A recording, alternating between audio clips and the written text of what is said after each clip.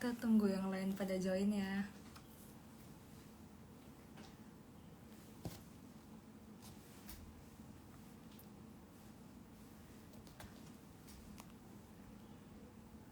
Hai Angga, thank you udah join. Kita kontak Kak Lolinya. Loli.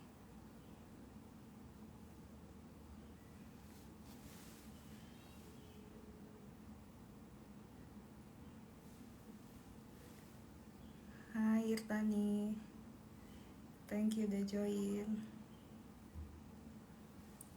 Kita masih nunggu Kak Loli nih. Jadi hari ini bakal kayak kemarin lagi, kita bakal sharing-sharing tentang financial planning. Terus bakal ada giveaway buat penanya terbaik di akhir acara. Jadi stay tune sampai akhir acara. Dan insya Allah bakal bermanfaat banget sharing dari Kaloli hari ini. Nah, aku lagi nunggu Kalolinya join nih. Makasih yang udah pada join. Nah, Kaloli baru masuk. Tunggu join requestnya. Halo Kaloli. Tunggu ya teman-teman. Kira-kira bakal 30-45 menit lagi kayak kemarin. Kaloli udah join belum? Nah,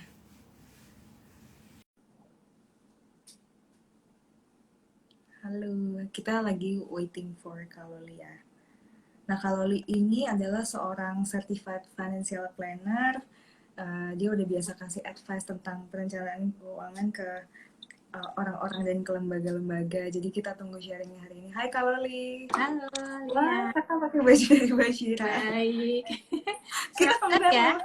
baju yang sama. Oh iya. Thank you ya kak. Jadi promo dulu. Tos.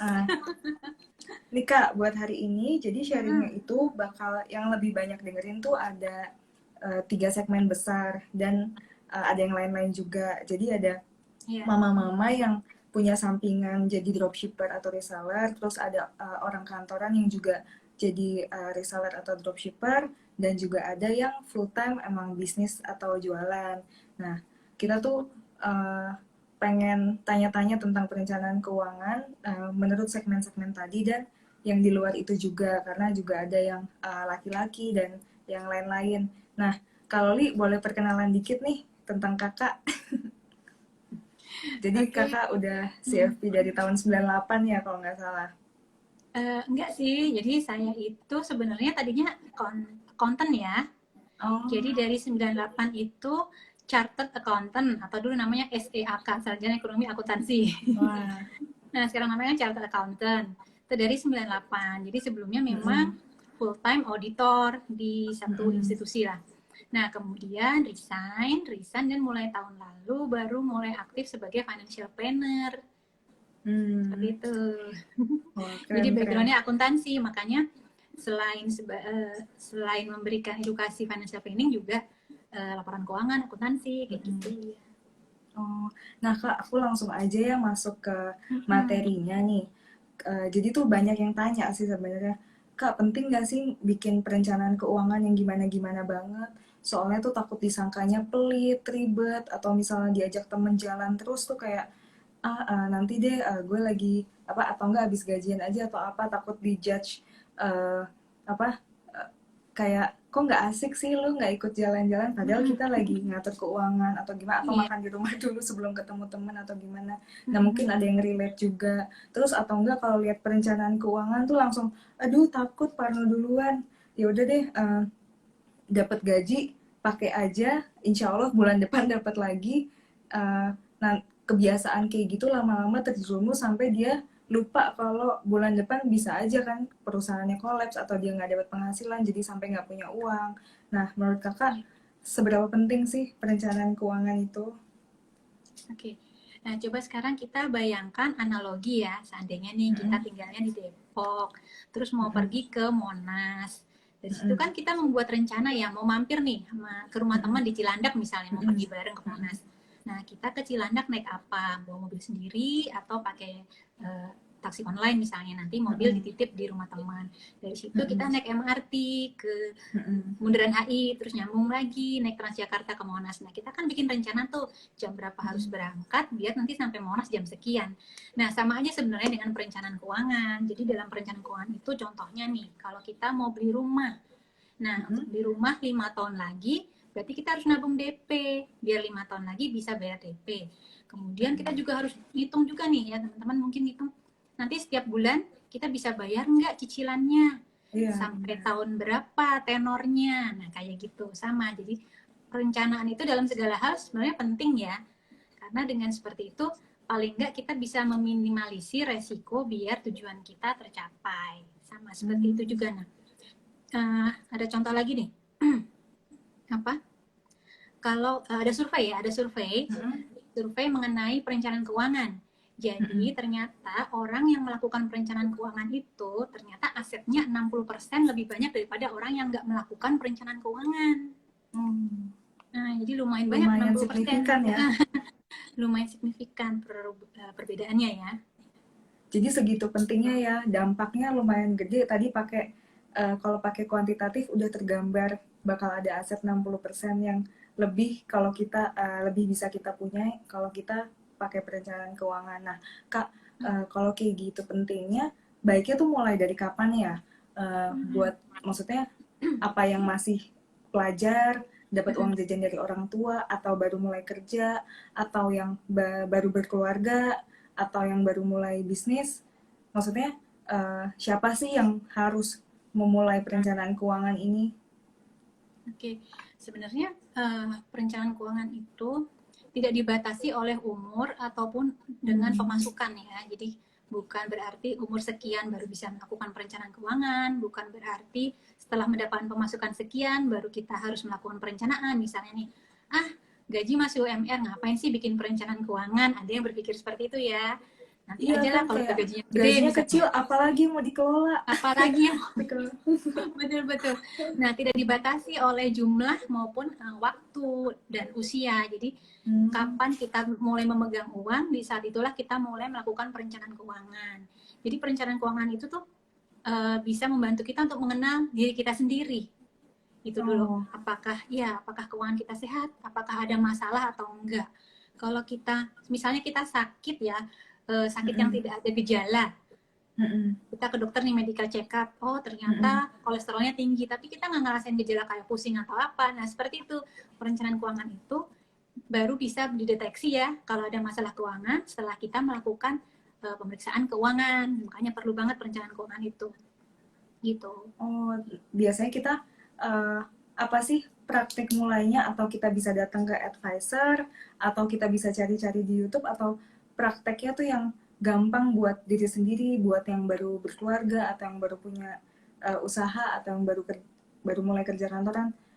Cara paling gampang buat mulai perencanaan keuangan tuh gimana sih Kak, buat aku yang masih awam sama bahasa-bahasanya? Oke. Nah sebenarnya untuk saat ini kita banyak diuntungkan ya dengan kondisi informasi sudah banyak tersebar ya, tersebar luas, bisa kita peroleh dari mana aja. Lain dengan zaman dulu, mungkin kalau dulu kan sulit ya. Sekarang kita banyak akses informasi melalui internet. Kalau dulu mungkin hanya buku dan televisi.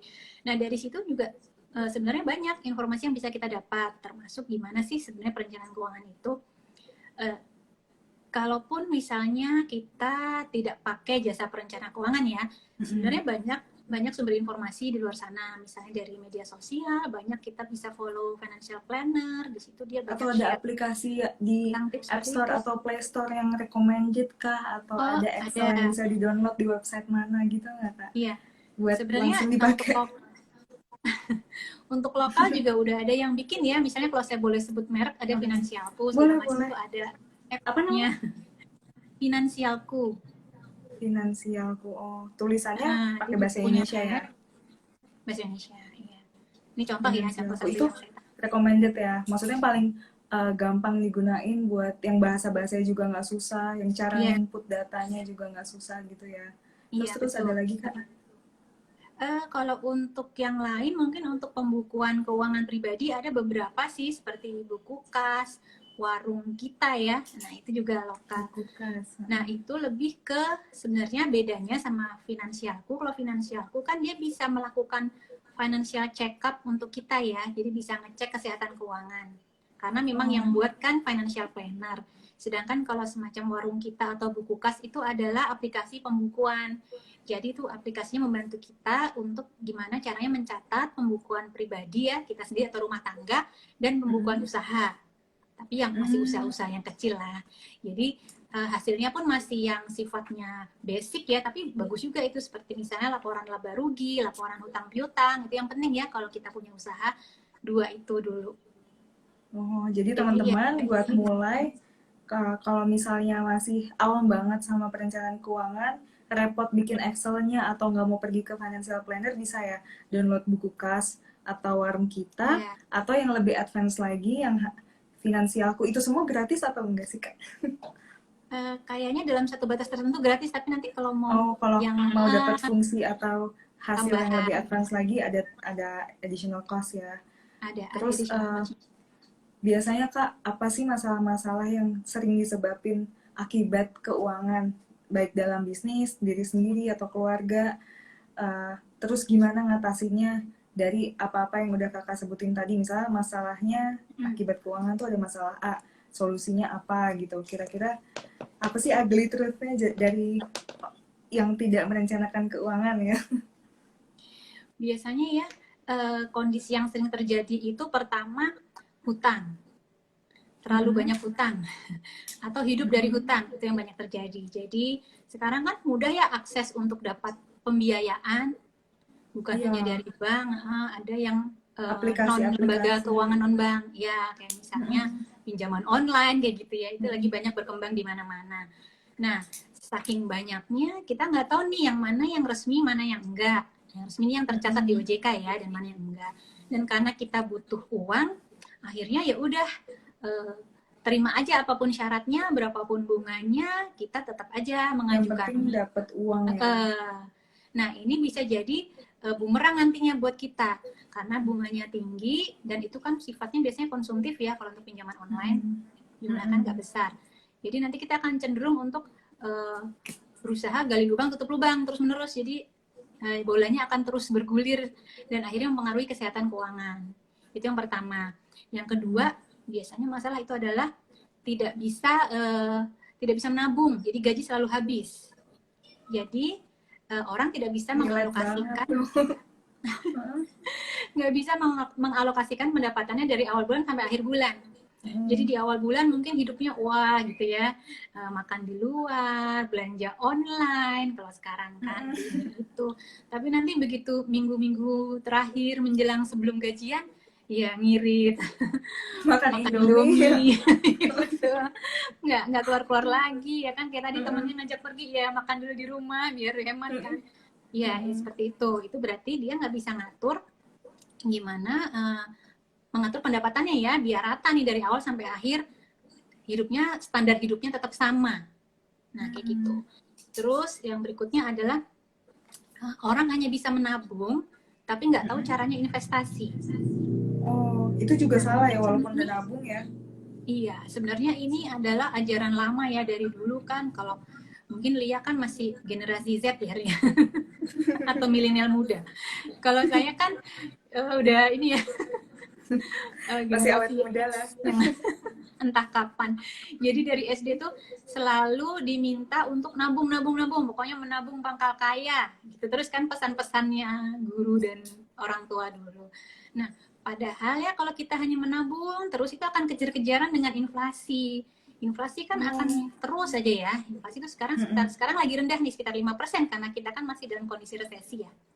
Nah, padahal bunga tabungan tuh hanya 3%. Nah, apalagi dana pendidikan itu bisa sampai 15% kenaikannya. Jadi dengan kita menabung itu nggak akan ngejar. Sekarang kita nabung dari misalnya umur 20 menabung, pada saat kita umur 50 hasilnya nggak akan cukup untuk hidup sesuai dengan standar kita pada saat umur kita 20. Nah, jadi Oh, itu nah, penting banget buat investasi, karena dari investasi itu 3 masalah tadi Kak, kalau ya. yang tadi udah mungkin ada teman-teman di sini yang pernah nyoba pinjaman online, terus digulung-gulung Mm-mm. terus kayak yang Kakak bilang tadi gali lubang Iya, tutup lubang. Apa sih solusi cepat dan yang terbaik yang dia bisa lakuin untuk menanggulangi apa yang udah terjadi? oke, sudah terlanjur nih ya, sudah terlanjur Heeh. jeblos jebakan pinjol. Mm-mm. Oke, yang pertama adalah dia harus melakukan evaluasi dulu atas keuangannya, pemasukan dan pengeluaran. Jadi harus inventarisir dulu nih pemasukannya dari mana aja, berapa jumlahnya. Kemudian mendata pengeluaran, pengeluarannya apa aja. Nah kalau bisa nih menekan pengeluaran dulu, itu dulu yang dilakukan. Mana yang keinginan, mana yang kebutuhan. Jadi kita dahulukan dulu kebutuhan, yang keinginan nantilah. Ini sekarang kita waktunya untuk istilahnya apa ya? Eh, kita menahan diri dulu lah, hidup pas-pasan dulu lah demi hutangnya lunas. Jadi itu dulu yang harus dilakukan. Kemudian mendata aset. Jadi kita ini pentingnya untuk membuat laporan keuangan tadi. Jadi kalau kita punya laporan keuangan ini ya yang aku bicarakan di sini bukan laporan keuangan usaha ya, tapi laporan keuangan pribadi. Pribadi. Iya. Jadi kalau kita melakukan perencanaan keuangan, itu tidak hanya yang seperti biasa disebut-sebut orang adalah bikin anggaran, catat pengeluaran, kayak gitu ya kalau pernah dengar, tapi juga membuat neraca keuangan pribadi. Nah, neraca keuangan pribadi ini isinya apa? Semua aset-aset kita, harta lancar seperti tabungan kas, aset yang tidak bergerak seperti rumah, aset bergerak mobil, sebagainya. Termasuk hutang ya, hutang itu juga adalah bagian dari aset.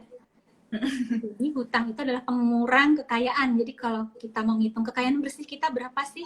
Itu adalah total aset dikurangin hutang. Nah, kita harus punya itu dulu tuh, gambaran aset kita. Seberapapun aset kita yang nggak usah nunggu banyak uang, nggak usah nunggu banyak aset. Pokoknya bikin aja dulu seperti itu. Nah, dengan kita bikin data neraca sama tadi menekan pengeluaran, kita kan tahu nih posisi kita gimana. Oke, ternyata hutang kita tuh walaupun banyak, ternyata gak besar loh. Ternyata kita masih punya aset yang bisa kita jual, yang bisa kita lepas untuk bayar hutang ini. Hutang-hutang ini supaya Iya, bunganya nggak tambah gede. iya betul.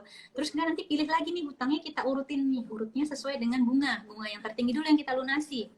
Atau yang jumlahnya kecil dulu. Kalau kita punya uang nih ya, lunasin yang mana dulu nih? Yang nilai total hutangnya kecil dulu. Karena apa? Misalnya nih hutang kita ada 5 jenis. Kalau kita cepet-cepet lunasin satu, tinggal 4 kan agak semangat gitu buat ngelunasin sisa 4-nya. Benar. Gitu ya, sama tadi diusahakan yang bunganya paling tinggi dulu biar uang kita nggak tergerus untuk bayar bunga. Benar. Kayak gitu. Dan jangan mulai hutang baru lagi pastinya. Benar. Jadi kalau Kalau kita terpaksa punya ya baru utang menambah beberapa, pendapat. prioritasnya tuh yang bunganya paling gede dulu yang dilunasin ya, karena itu yang paling Iya. bisa menggerus uang kita sebenarnya gitu ya. Nah, Betul. kita bayar dari mana? Dari tadi neraca keuangan pribadi, kita punya aset apa, kita punya utang apa yang bisa dijual, itu langsung buru-buru dilunasin.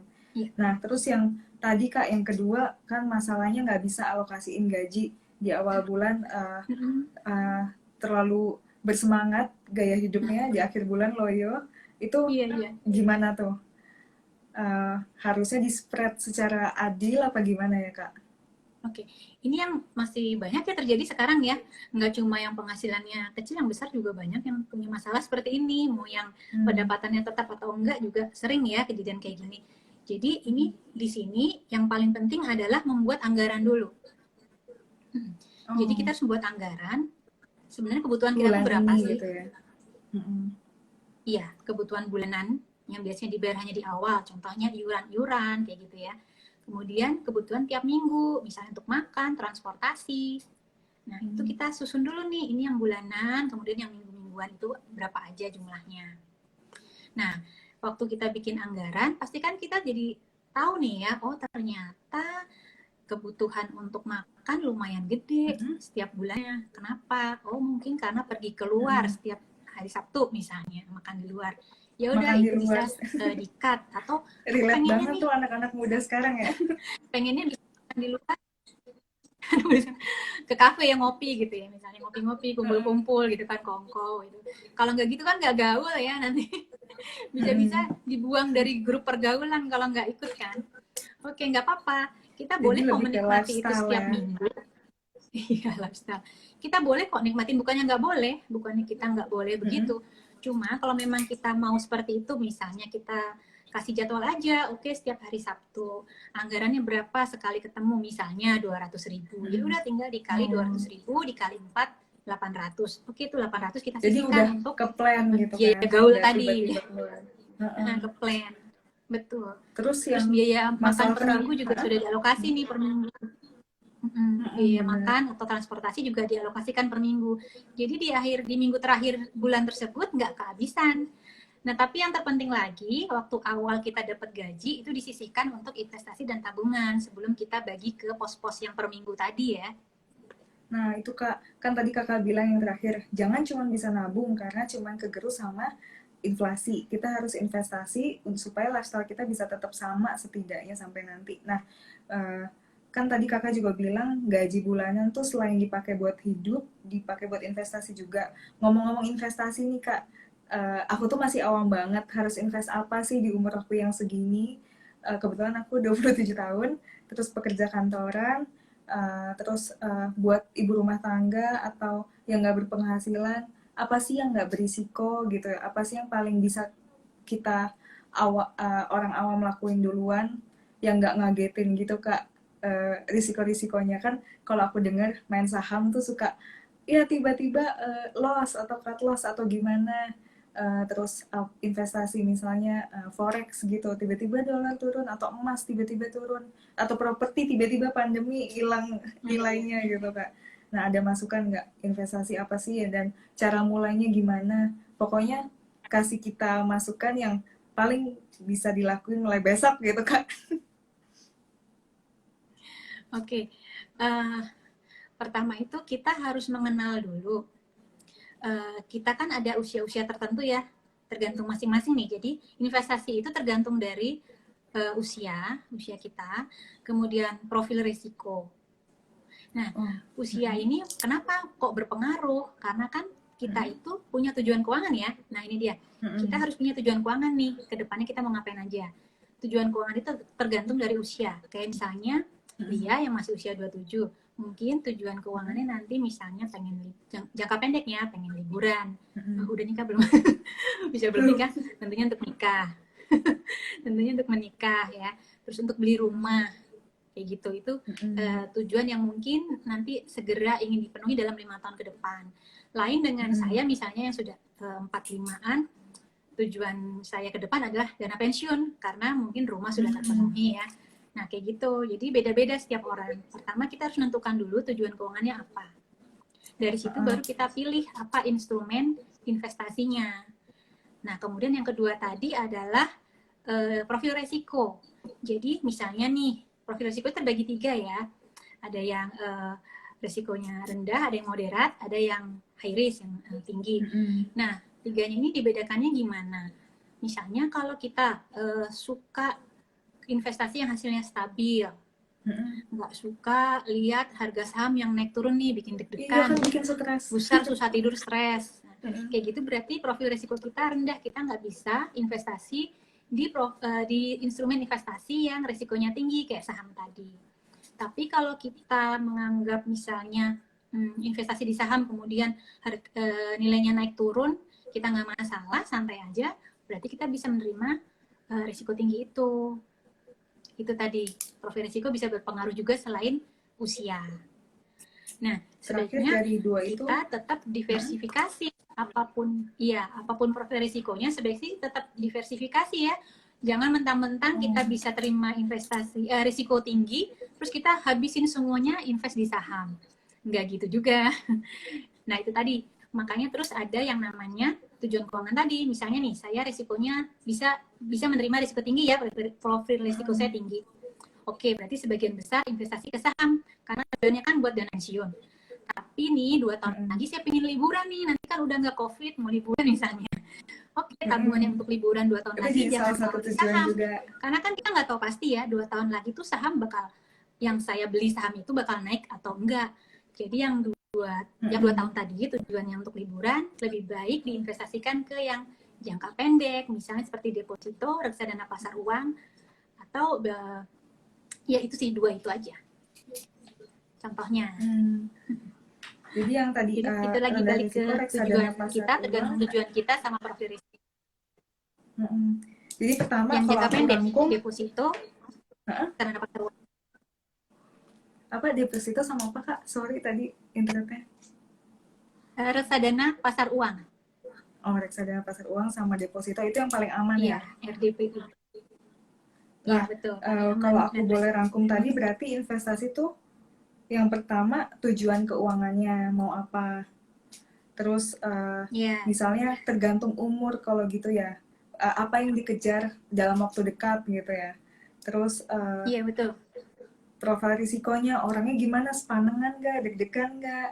Kalau tadi menurut kakak kalau misalnya santai aja, nggak deg-degan boleh main saham. Tapi kalau lebih rendah risikonya ada deposito sama pasar uang ya, reksadana ya kak. Iya, Terus iya betul. sama tadi ya, jangan lupa didiversifikasi, jangan cuma taruh di satu instrumen aja karena kalau terjadi sesuatu habislah semuanya gitu ya kak. Iya, Nah, iya betul. terus tadi apa Sama kak satu yang lagi, jangka pendek, jangka panjang?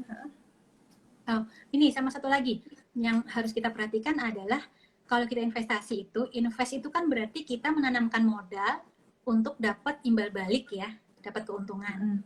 Nah, kalau kita menanam modal kan harus sesuatu yang kita percaya. Jadi investasi itu adalah trust ya, kepercayaan. Kalau kita belum paham, belum yakin tentang produk itu, ya jangan diinvestasikan. Atau misalnya nih, kita belum paham tapi ingin nyoba, ya udah dikit aja dulu. Dikit itu pakai apa? Pakai uang dingin ya, istilahnya uang dingin. Uang dingin itu adalah uang yang kalau kita kehilangan tidak akan Nggak apa-apa ya. mempengaruhi hidup kita. Ya bukannya nggak Hmm. apa-apa sih, sedih juga. Cuma hidup kita masih sama lah, nggak berubah ya karena hilangnya uang itu. Nah gitu dulu. Jadi kalau kita mau investasi, lebih baik kita mulai yang mudah-mudah dulu aja. Misalnya kayak reksadana tadi ya, karena reksadana kan sudah dikelola oleh manajer investasi. Udah ada yang mikirin nih, kita tinggal naruh, udah habis itu terserah ya manajer investasi mau gimana. Ya tentunya kita pilih lah manajer investasi yang bagus ya, nggak sembarangan juga. Nah kalau misalnya mau tertarik, ada temen nawarin, kripto nih lagi naik daun loh gitu Iya, kan. iya itu juga tuh boleh dibahas kak. Nah kan ini tuh investasi kripto kan sesuatu yang baru ya, masih banyak yang belum paham. Jadi sebaiknya memang dipelajari dulu. Kalau misalnya penasaran banget, pengen ikutan, ya nggak apa-apa pakai uang dingin, coba aja dikit dulu sambil kita belajar. Jadi investasi itu seperti itu. Kalau kita belum paham benar, boleh dicoba pakai uang dingin sedikit dulu aja. Kalau ternyata kita sudah mulai paham, mulai nyaman, barulah kita tambah Mulai pelan-pelan Iya, nambahin pelan-pelan. sedikit-sedikit biar hasilnya juga gedean gitu ya kak. Nah Iya. kak, misalnya besok aku mau mulai main reksadana pasar uang, aku mesti gimana sih langkah konkretnya gitu buat teman-teman di sini biar mungkin yang sebenarnya punya uang dingin tapi nggak tahu mau diapain, besok bisa langsung pergi ke ini fund manager. Iya, iya. Oke. Yang pertama mungkin kita harus research dulu ya, perusahaan sekuritas apa atau fund manager apa yang oke nih, bisa kita googling aja sih kalau itu ya. Sekarang kan banyak. Sekarang tuh kita banyak dimudahkan nih dengan kondisi kita lagi pandemi gini, semuanya bisa dijangkau pakai HP. Banyak aplikasi marketplace reksadana, website maupun aplikasi ya. Biasanya sih kalau aplikasi itu produknya nggak sebanyak yang di website base. Kayak misalnya Bareksa itu kan banyak produknya. Terus kalau yang aplikasi, contohnya Bibit, itu produknya lebih terbatas, tapi lebih gampang, Bibit. Oh, yang user user friendly, friendly bisa tuh dijangkau di Bibit mana ya? aja.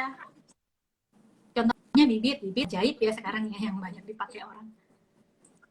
Nah, kalau udah begitu, kan kita kemudian milih reksadana ya, reksadana pasar uang nih. Nah, mau yang gimana? Mau yang konvensional atau mau yang syariah? Kan macam-macam nih sekarang. Di situ juga ada pilihannya. Nah, kalau saya sih sebenarnya lebih fokus ke selain aset yang dikelola. Jadi kalau sudah besar aset yang dikelola, berarti kan fund manajernya sudah dipercaya nih. Itu dulu satu. Oh, cara Kedua, melihat fund manajernya tergantung aset yang dikelola gitu ya? iya, aset yang dikelola berapa. Kedua, dari return-nya. Tentunya makin besar return, makin bagus ya.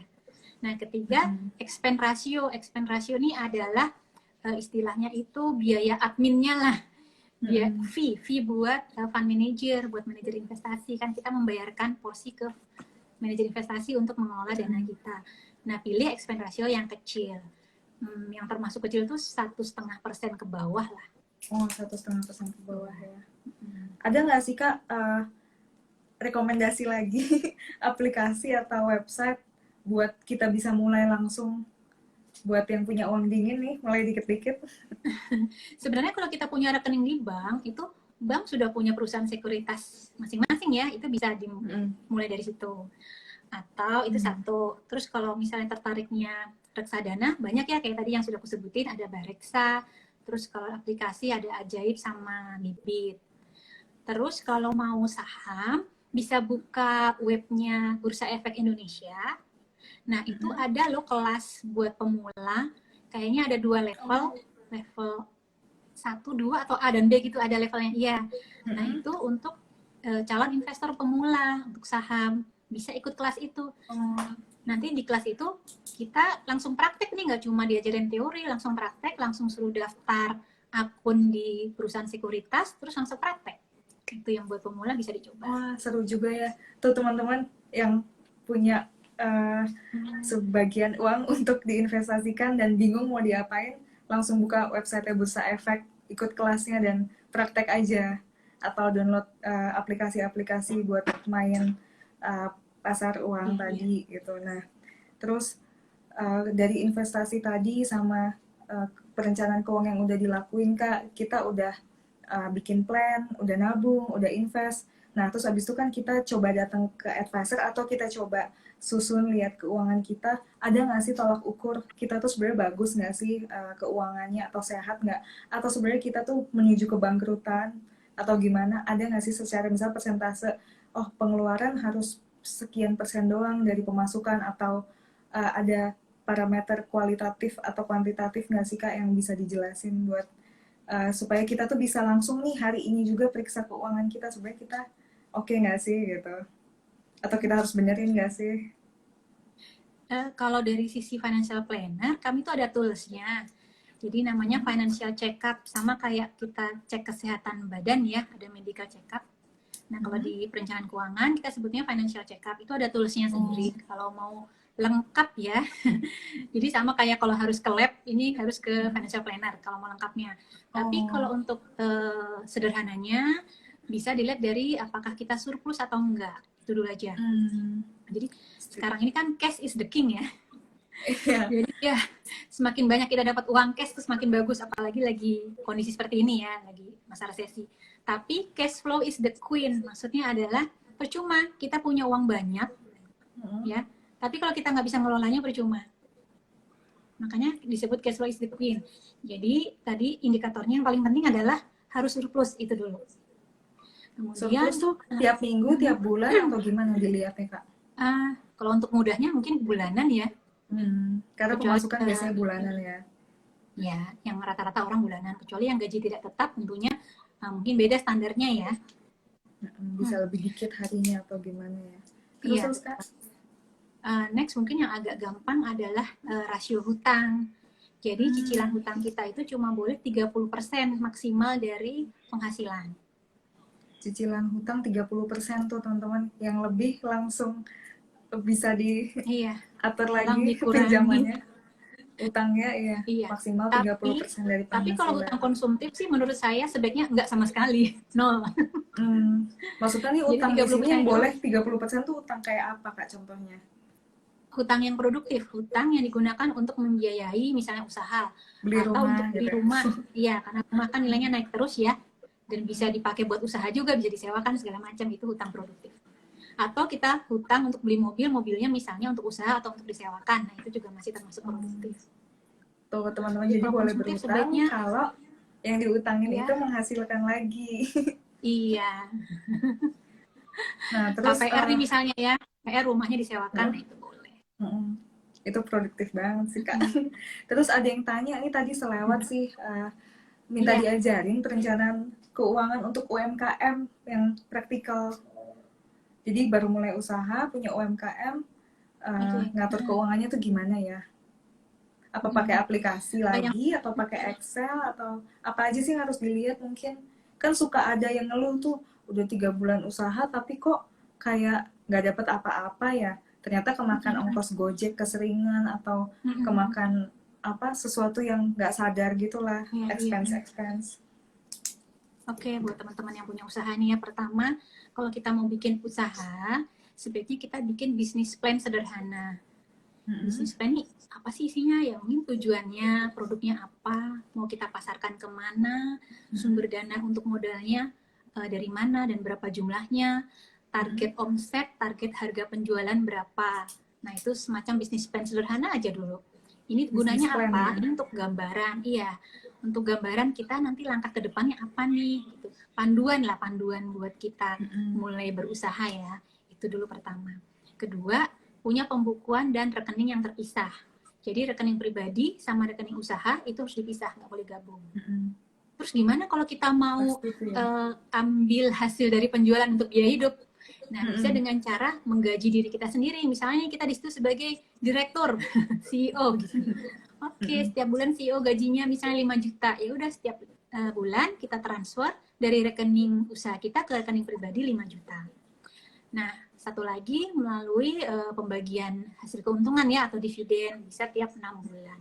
Tiap 6 bulan dihitung nih berapa keuntungannya usaha kita, berapa persen yang bisa dikasihkan sebagai dividen ke kita sebagai pemilik usaha. Itu bisa seperti itu. Kemudian tentunya tadi yang melakukan pembukuan ya, pencatatan untuk menghasilkan pembukuan nih, pembukuan laporan. Misalnya laporan yang pertama tadi laporan laba rugi ya, yang penting ya. Kemudian laporan hutang piutang. Nah, laporan laba rugi ini sendiri sebenarnya adalah apa ya, hasil akhir dari laporan-laporan yang lain. Laporan lain ini apa? Ini kayaknya ribet ya. Panjang nih kalau cerita laporan keuangan.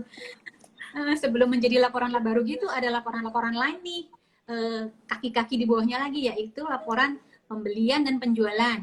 Ya, pencatatan Jadi semua harus dicatat rapih gitu ya. Iya. Jadi berapa nih penjualan setiap hari harus tercatat, pembelian juga. Kemudian setiap akhir bulan misalnya harus buat stok opnam ya. Berapa sih stok persediaan yang kita punya buat dibandingin sama penjualan pembelian tadi. Kayak gitu misalnya. Jadi kita nggak akan kebobolan nih. Contoh nih misalnya kita punya staff, punya karyawan ya untuk melakukan jual beli. Kita bisa tahu nih orang ini melakukan tindak korupsi nggak dengan cara cek tadi, cek laporan penjualan, pembelian, rekening yang keluar masuk dibandingkan dengan stok opnam. Kayak gitu. Terus apalagi tadi ya? Penjualan, pembelian, persediaan. Nah, itu tadi bisa menghasilkan laporan laba rugi. Kalau hutang piutang kan untuk menjaga ini kita aja ya, menjaga cash flow. Jadi kenapa kita bikin hutang piutang? Untuk jaga cash flow. Cash flow kan penting nih buat napasnya usaha ya. Iya. Kita tuh napasnya dari uang, sama cash is the king lagi.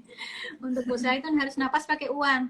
Jadi piutang sama hutang tuh harus sama-sama seimbang lah. Jangan sampai piutang kita sampai nggak tertagih berbulan-bulan. Padahal kita punya hutang banyak yang harus dibayar.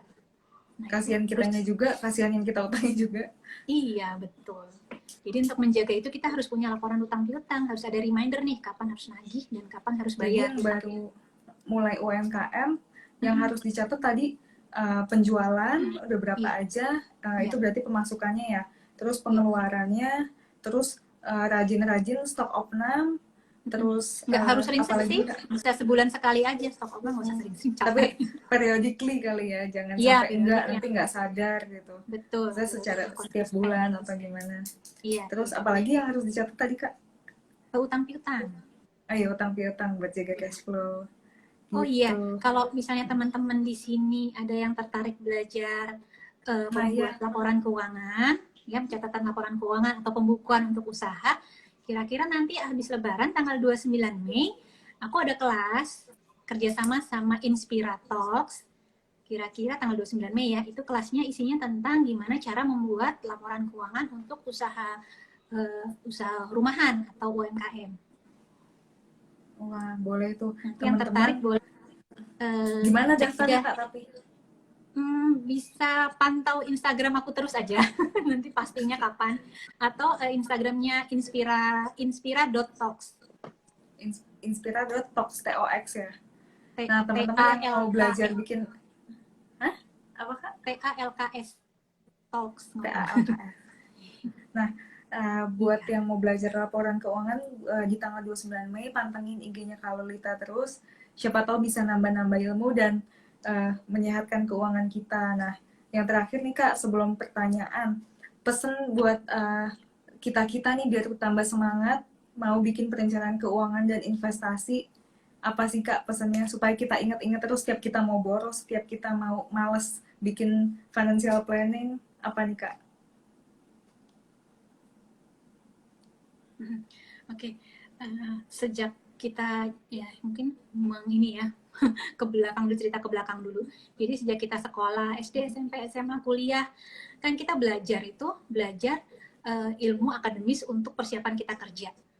Kenapa kita kerja? Biar kita dapat gaji, biar kita dapat uang. Udah titiknya sampai situ aja.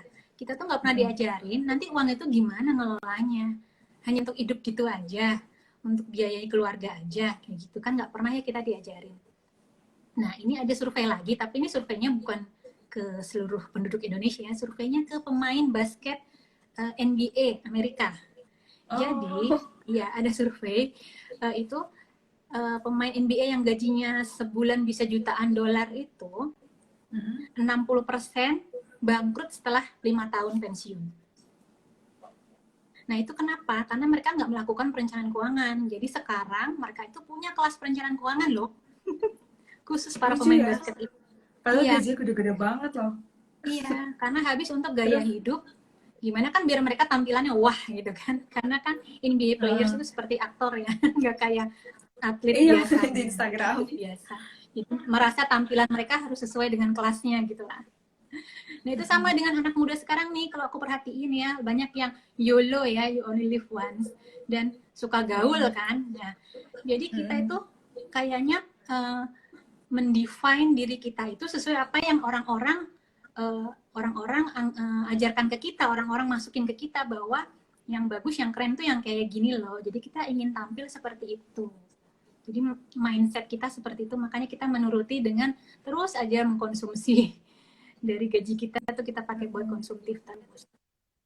Nah, makanya ini pentingnya itu perencanaan keuangan. Iya. Failing to plan is planning to fail. Jadi kalau kita gagal membuat perencanaan, berarti ya kita siap-siap untuk gagal.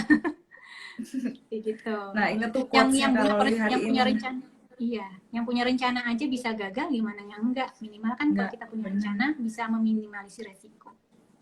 Siap. Jadi pesannya ya tadi yang pemain NBA aja bisa bangkrut 5 tahun setelah nggak di situ, apalagi kita yang gajinya nggak segede pemain basket NBA. Nah, terus Kak, ada yang tanya nih barusan, acara 29 Mei itu gratis apa bayar? Oh, itu kemungkinan berbayar ya, tapi murah kok. Nggak nyampe 100 pokoknya. Siap. Acara Kak Loli pasti bermanfaat, terus pasti dia nggak mahal-mahal kok, tenang aja. Nah, terus kita langsung dapat spreadsheet-nya. Wah, dapat spreadsheet Excel-nya kita bisa langsung pakai buat kerjain perencanaan keuangan kita ya. Yes. Jangan lupa ya teman-teman. Banyak apps di luar sana yang bisa bantu ya tanpa kita harus mengerjakan di Excel. Tapi alangkah baiknya kalau kita paham. Kalau kita paham kan enak ya. Apalagi 29 Mei bisa belajar langsung sama kakak kan. Jangan lupa ikut ya teman-teman. Iya. Pantengin IG-nya Kak Loli. Terus Kak, kita langsung masuk ke pertanyaan aja. Soalnya bakal ada giveaway nih buat penanya terbaik. Ayo teman-teman, aku buka pertanyaannya ya. Ayo yang mau tanya. Nih, aku ada Wita Wulfs ya. Kalau Lita, menurut kakak berapa persen sih idealnya budget buat self-reward dari penghasilan kita? Nah, self-reward relate banget nih. Aku juga seneng banget self-reward, kayak, udah capek kerja, gue boleh jajan dong, gitu. Oh, self-reward, oke. Iya. Ya, ini wajar ya kalau kita pengen mereward diri kita sendiri, secara kan kita udah menghabiskan waktu, energi, pikiran, segala macam kan. Pasti pengenlah kita bisa mereward diri sendiri. Gak apa-apa, boleh itu. Nah, itu adalah bagian dari keinginan tadi. Makanya kenapa kita harus membuat anggaran dulu ya, budgeting. Berapa sih yang kebutuhan, berapa yang keinginan setiap bulan. Jadi, kalau kita mau mereward diri kita, kita ambil dari pos alokasi yang keinginan tadi. Oh, jadi udah dialokasi. Nggak boleh lebih dari itu ya? Nggak boleh. Tuh, jadi kita harus ketat sama diri kita sendiri. Bukan pelit, tapi kita realistis dan tahu batas. Nah, pertanyaan kedua Kak, dari Desi Ayu nih, Desi Ayu Puspita. Kak mau tanya, gimana caranya ngatur keuangan untuk kita yang generasi sandwich? Banyak banget nih pasti yang relate. Udah Iya, iya. nabung tapi kayak nggak nambah-nambah dan berasa gaji cuma lewat aja. Apalagi masa-masa sekarang pada dipotong juga gajinya. Jadi mungkin ya dapat gaji untuk hidup aja ya, nggak bisa punya aduh tahun depan gue mau liburan kemana gitu, atau enggak mau target mau beli mobil atau mau beli rumah atau mau nikah yang kayak gimana gitu. Nah ini gimana nih Kak solusinya?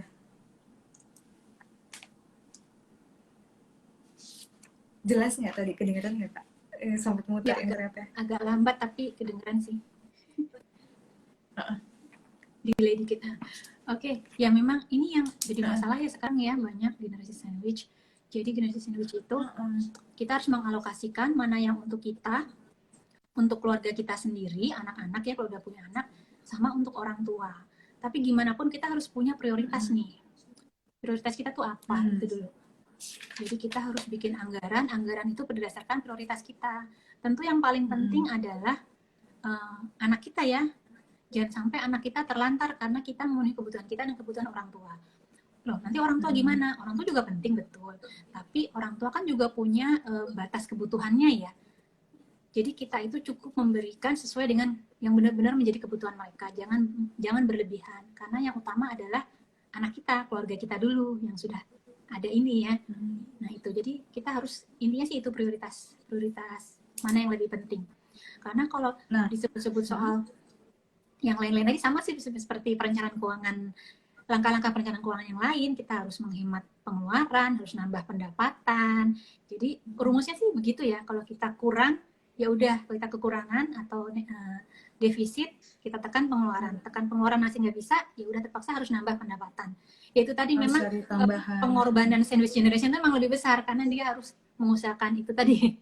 Kalau nggak bisa menekan pengeluaran, nambah pendapatan. Dan itu tadi yang pertama adalah prioritas ya, pertama. Jadi mau nggak mau ya emang ada orang tua yang harus dibiayai juga, dan apalagi kalau punya anak ya caranya kita udah batasin sesuai kebutuhan aja, sesuai prioritas aja. Kalau tetap nggak bisa ya harus cari tambahan mau nggak mau ya Kak ya. Iya. Dan mungkin kalau ada uang sisa diinvest supaya bisa di leverage lagi uangnya gitu ya. Nah itu tadi, kalau kita mau investasi jangan dari uang sisa, tapi begitu kita dapat pendapatan, nah di awal langsung kita sisihkan sekian untuk investasi. Nah itu nggak akan dipakai buat pengeluaran. Ya gitu. Kalau kita buat belanja dulu, terus sampai nunggu ada sisa baru investasikan, takutnya nggak ada nanti sisanya. Benar-benar kita harus nahan diri sih. Terus Kak, ini ada terakhir ya, pertanyaan ketiga dari Kak Arianti Zehan. Kalau mau belajar buat bisnis plan kemana ya Mbak? Kan tadi Kakak bahas kalau ada UMKM harus punya bisnis plan, baru bisa bikin perencanaan keuangan. Maunya apa sih tujuannya? Nah, kemana nih Mbak? Ada rekomendasi nggak buat belajar bisnis plan? Saya belum ada informasi itu. Memang bisnis plan ini diajarkannya banyak ke mahasiswa ekonomi nih, karena saya mahasiswa ekonomi ya. Jadi saya belajar di bangku kuliah. Tapi kalau googling aja, di situ banyak kok contoh-contoh cara membuat bisnis plan yang sederhana aja dulu, nggak usah yang canggih-canggih banget kayak bisnis plan perusahaan yang besar, cukup yang sederhana aja untuk UKM ada di internet, banyak contoh. Siap. Ada website ini yang bisa dituju? Apa ya, lupa saya. Belum ya? belum. Kita googling aja nanti ya teman-teman. Iya, banyak soalnya. Ya udah, kita akhirin aja nih. Makasih banyak waktunya Kak Loli, dan makasih banyak teman-teman yang udah mantengin nonton. Semoga semua pertanyaannya kejawab. Kalau ada pertanyaan lagi boleh banget DM kita, DM Kak Loli. Dan jangan lupa ikut acaranya Kak Loli 29 Mei bareng Inspiratalk. Bikin cara bikin laporan keuangan, nanti dapat Excel-nya juga, kalian bisa langsung pakai, dan insya Allah pastinya nggak mahal-mahal. Thank you ya. Buat giveaway-nya bakal diumumin, dan jangan lupa besok kita bakal ada live IG lagi jam 4 sore juga tentang how to start your business sama ownernya Rutin Cafe and Eatery. Jadi see you besok teman-teman. Makasih banyak yang udah ikut besok. Makasih Kak Loli. Iya, besok nonton ya Kak. Dadah. Sama-sama. Makasih. Maaf kalau ada kurang-kurang ya. Enggak sama sekali, suka banget, bermanfaat. Selamat berbuka. Mat buka teman-teman. Aku buka semuanya. Makasih. Asik.